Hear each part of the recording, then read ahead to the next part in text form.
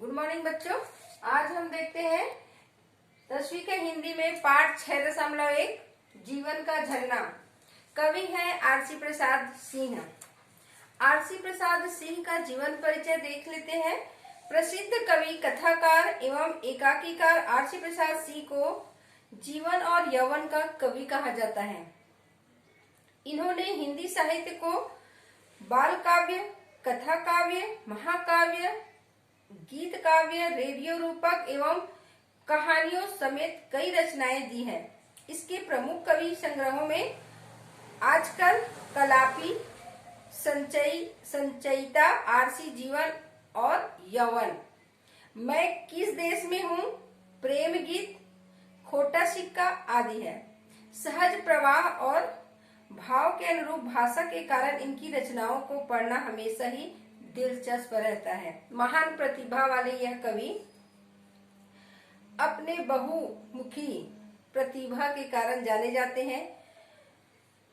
तो जीवन का झरना मनुष्य के जिस प्रकार स्वभाव होता है, मनुष्य के जैसे उन सुख दुख के कष्टों को, सुखों को झेलते हुए जिस प्रकार से एक व्यक्ति आगे बढ़ता है, वैसे ही झरने की तुलना व्यक्ति से किया गया है।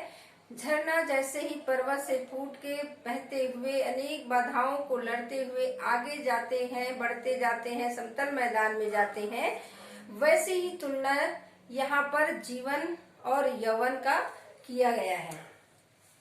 तो इसमें मनुष्य ने झरने और मनुष्य जीवन और झरना दोनों का तुलना किया गया है, दोनों की समानता की गई है। तो यह जीवन क्या है? निर्झर है, मस्ती ही इसका पानी है, सुख दुख के दोनों तीरों से चल रहा मनमानी है। यहाँ पर कवि कह रहे हैं कि यह जीवन क्या है? एक निर्झर है, झरने के समान है। यह जीवन जो हमारा मानव जीवन है वह एक झरने के समान है, मस्ती ही इसका पानी है। जिस प्रकार झरने में मस्ती, झरने से पानी जब निकलती है, झरने के रूप में जब बहती हुई आगे बढ़ती है तो उसमें मस्ती होती है, रवानी होती है, वैसे ही हमारा जीवन भी जब आगे बढ़ता है तो मस्ती के साथ में रवानी लेते हुए आगे की ओर चलती है। सुख दुख के दोनों तीरों से चल रहा राह मनमानी है। जिस प्रकार एक जो झरने बहते हुए आगे बढ़ती है, उसके दो किनारे होते हैं, दोनों किनारे कभी नहीं मिलते, दोनों किनारे कभी नहीं मिलते, उनके साथ ही साथ चलते हैं। वैसे ही मनुष्य के जीवन में भी दो किनारे आते हैं, सुख और दुख, दोनों मिलते नहीं हैं। और सुख, कभी सुख आता है तो कभी दुख आता है, कभी दुख आता है तो कभी सुख आता है, मिलते नहीं है दोनों। और धीरे धीरे मनुष्य के साथ में वो चलते रहता है। मनुष्य को हमेशा सुख है, हमेशा दुख है, ऐसा नहीं रहता, दोनों अदल बदल होते रहता है, मिलता नहीं है। चल रहा राह मनमानी है, सुख दुख के साथ में उनकी जो रास्ते हैं वो मदमस्त अपने मन और मस्ती में आगे बढ़ते जाते हैं। कब फूटा गिरी के अंदर में, किस अंचल में उतरा नीचे, किस घाटी से बहकर आया, समतल में अपने को खींचे। यहाँ पर कवि कह रहे हैं कि कब फूटा गिरी के अंदर से, किस प्रकार पर्वत को चीरकर वह झरने जो है निकलती है, किस अंचल से उतरा नीचे, किस रास्ते से वो नीचे घाटी की ओर उतरता है, किस घाटी से बहकर आया और किस घाटी से वो बहकर आगे आता है। समतल में अपने को खींचे, कैसे वो घाटी को पार करते हुए समतल मैदान की ओर जाती है। तो कह रहे हैं कि मनुष्य भी कैसे जन्म लेता है, जन्म लेने के बाद किस प्रकार उसकी परवरिश होती है और कैसे रास्तों को पार करते हुए वो समतल मैदान की ओर जाता है।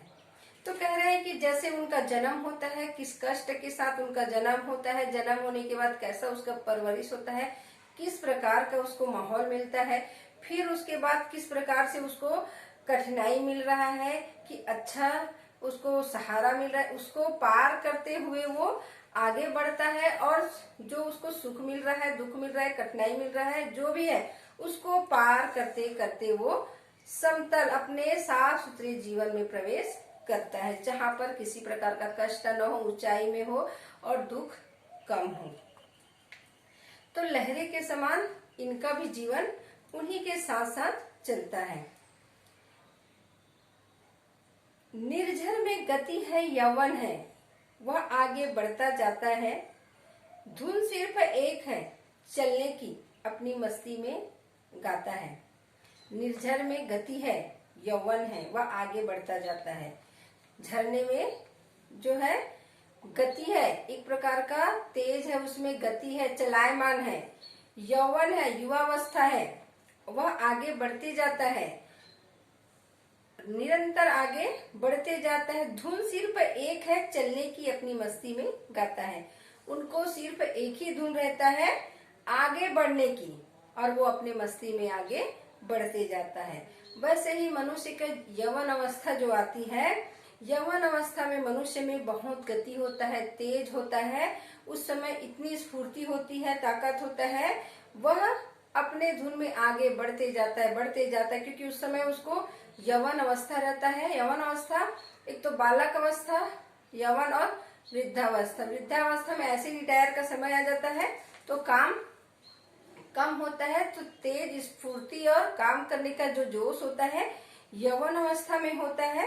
तो उसी प्रकार वो भी यौवन अवस्था में आगे बढ़ते जाता है। धुन उस समय सिर्फ आगे बढ़ने का रहता है, वह अपनी मस्ती में सिर्फ आगे बढ़ते जाता है। मनुष्य भी उस समय कुछ नहीं दिखता उसको, अपने कर्म करते जाता है, आगे बढ़ते जाता है।